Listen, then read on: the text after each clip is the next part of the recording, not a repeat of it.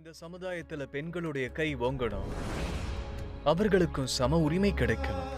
அத போராடியாவது வாங்கித்தான் ஆகணும். அது முடியாதுன்னு நீங்க எல்லாரும் சும்மா இருக்கிறதுனால தான் இன்னைக்கு வரைக்கும் யாராலையும் எதுவும் செய்ய முடியல. கல்வியை அளிக்கிற கடவுளே பெண்தான். அப்படி இருக்கும்போது பெண்களுக்கு கல்வி இல்லைன்னு நாம எதுக்காக சொல்லணும்? கடைகள்ல சிலையை வாங்கும்போது சரஸ்வதி, லக்ஷ்மி, துர்கான்னு பார்த்து தான் வாங்குறோம். அதுவே நம்ம வீட்டு பொண்ணுக்குள்ள என்ன சக்தி இருக்குங்கிறத நாம ஏன் புரிஞ்சுக்க மாட்டேங்கிறோம்?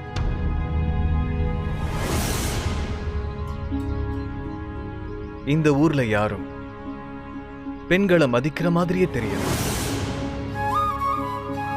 அவங்களுக்கு நீங்க மதிப்பு கொடுத்திருந்தா நான் சொல்றது உங்களுக்கு புரிஞ்சிருக்கும். உலகத்தை படைச்ச ஆண்டவன் உலகத்துல நம்ம எல்லாரையுமே ஒரே மாதிரி தான் படைச்சிருக்கான். எந்த பாரபட்சமும் பார்க்கல. இந்த மூட நம்பிக்கைகள் எல்லாம் நம்ம சுத்தி நாமே உருவாக்கி கொண்டது.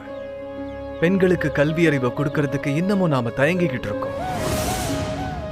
அதோட ஒரு பெண் குழந்தை பிறந்தாலே அதை சாபக்கேடா நாம நினைக்கிறோம். ஆணுக்கு பெண் அடிமைன்னு சொல்லியே இந்த சமுதாயத்துல அவங்கள நாம வளர்த்துட்டு இருக்கோம். எல்லாருக்குள்ளேயும் இருக்கிற இந்த எண்ணத்தை நாம மாத்தியாகணும். ஒரு புதிய உதயம் ஆரம்பமாகணும். ஒரு புது மாற்றத்தை கொண்டு வரணும். மாற்றம் ஒன்றுதான் என்னைக்குமே மாறாதது. இல்லைன்னா சமுதாயம் முன்னேறாது.